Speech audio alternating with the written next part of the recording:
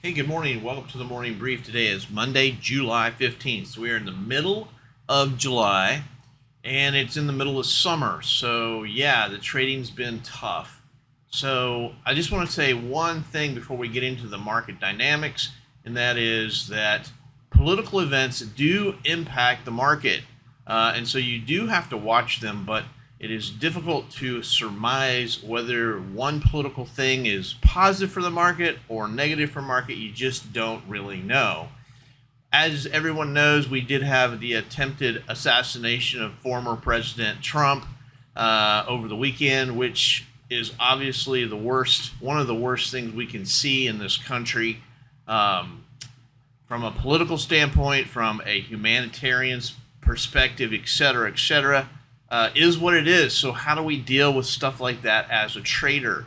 Well, we have to trade what we see, not what we think. I keep coming back to this over and over again. It's not what we think, it's what we see. Watch the order flow, watch the volume, watch the direction, and base your short-term and long-term based on that data.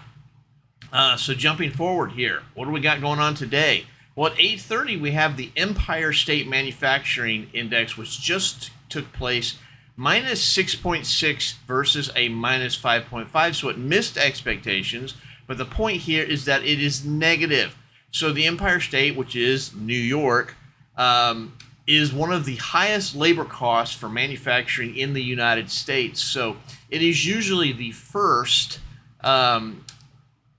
state to see manufacturing contract because of its high labor cost, as opposed to Tennessee or Georgia, where we have lower labor costs down here. So we don't see, we will see a reduction in manufacturing, but it's delayed, but where the Empire State is the first to be reacted to that.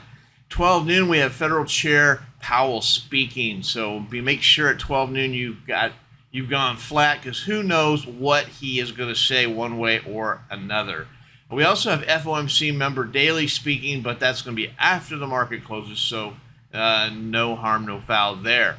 Looking at charts, so we went way up here, have no support, came back down, chopping around. So now we're getting a little bit of support around that 56.31 area, but below that there's a little pocket of no support back down to 55.86. If we keep generating sideways action, it creates chart structure, which is a good thing. Where could we go today? I think we could easily break the highs, 57.07 and above. Where could we go? No idea. No idea. Based on the size of the bars, we might be able to get all the way up to 57.50. Downside, I think we could easily test this little cluster of lows from the previous days around 56.27. Now a break below maybe 56, yesterday's low, 56.21, could accelerate at least down into the 5600 range. So that's kind of what I'm looking for today. Looking at inventory was positive, and greatly so. 31,000, almost 32,000. So, big buyers coming in all day on Friday. The sell-off at the very end of the day was a little disconcerting, but not surprising, as in this is the typical behavior of a stock market in an uptrend, is a big move up, pullback at the end of the day, people taking profits, reloading, and we are at all-time highs, so maybe it's starting to get even more risky to hold positions overnight. We may see this pattern on a daily basis get even more pronounced as we go a little bit further along. Looking for support and resistance on the intraday. First of all, the overnight action was approximately 30 points, very close to 30 points. And where do we have support and resistance? So on the top side, as you know, we are at near all-time highs. These are Fibonacci extensions and other means for guesstimating. 57.0775, 57.13, good little cluster around 57.40 as your overhead resistance. I should say not overhead, because there isn't any overhead resistance. It's just resistance potentially. On the downside, we have support 5660, 5650, 5630, 5620, kind of on the 10s, as well as 5610 and 5600 will be a big support.